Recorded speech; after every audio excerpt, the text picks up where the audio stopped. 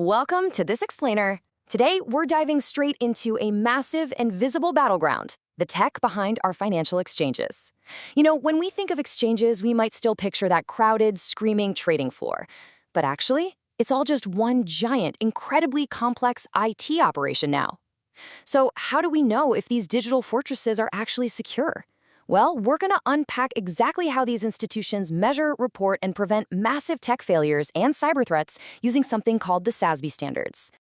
Just take a look at this quote. The financial stakes here are literally existential. Because these exchanges rely entirely on high-speed information technology for the clearing and execution of trades, a single failure isn't just an oops, reboot the router moment. It's a massive threat to their revenue and their very survival. If traders can't trade, they lose money, trust completely evaporates, and they simply take their massive trading volumes elsewhere. It's really that simple. All right, here is our roadmap for today's explainer. We've got 4 quick sections. First, the stakes of IT resilience. Second, tracking significant market disruptions. Third, reporting major data breaches. And finally, securing the platforms. Let's get right into it.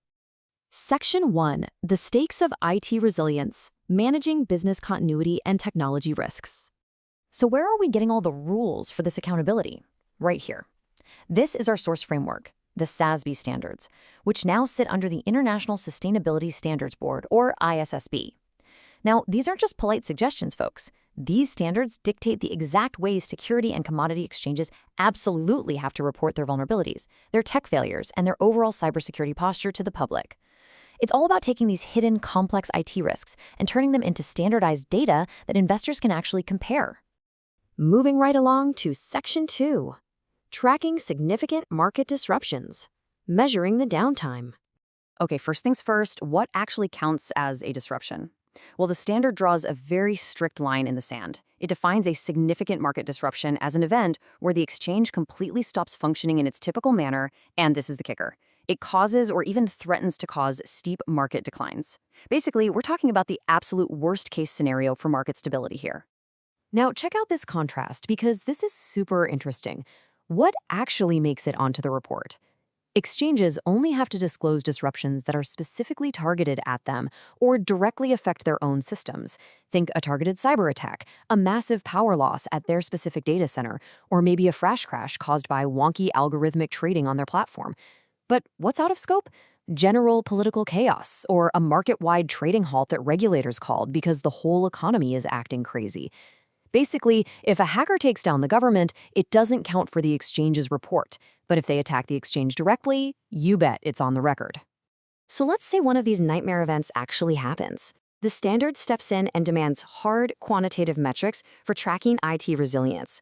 No vague PR statements allowed. The exchange has to publicly report the total number of significant market disruptions that happened during that period. But even more importantly, they have to report the exact duration of the downtime, and they must measure it specifically in hours. That is absolutely crucial. You can't just wave your hands and say, oh, we were down for a little bit. Nope. You have to put a hard number of hours on the clock.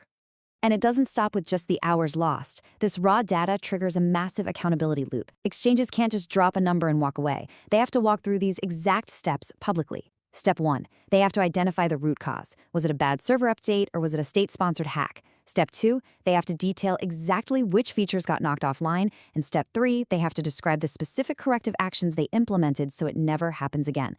Things like completely upgrading their tech stack or maybe overhauling their internal management processes. All right, shifting gears to Section 3, reporting major data breaches, beyond the breach count. Just like with market disruptions, we start with a really blunt, quantitative starting point for reporting data breaches. Metric 1 is exactly what it sounds like, the absolute total number of data breaches identified during the reporting period.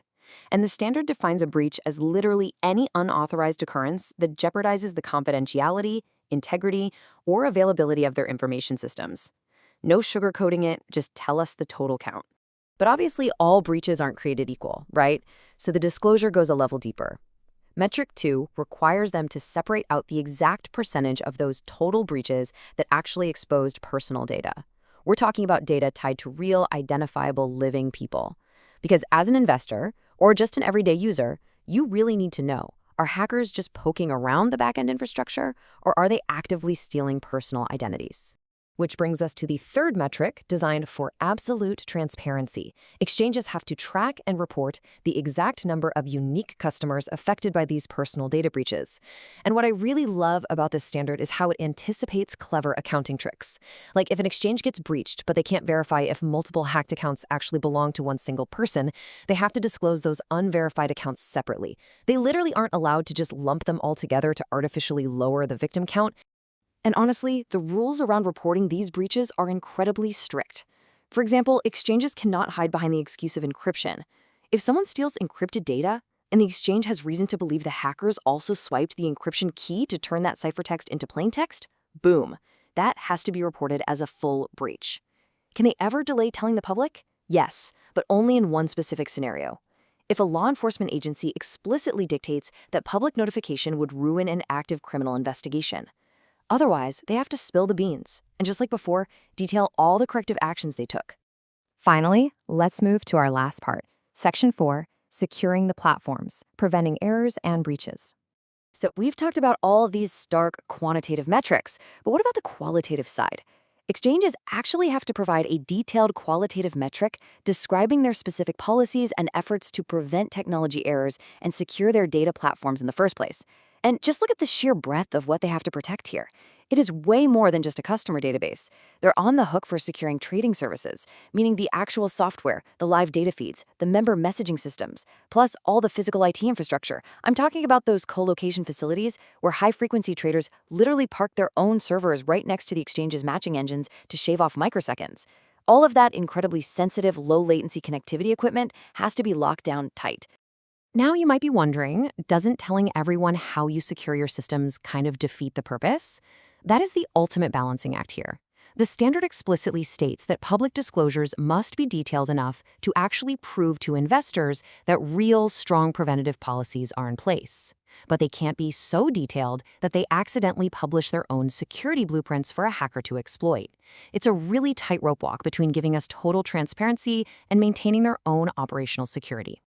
And that brings us to the end of this explainer. I want to leave you with a thought to chew on. We live in a modern financial world completely driven by high-frequency algorithmic trading, where literal milliseconds are the difference between a massive profit and a devastating loss.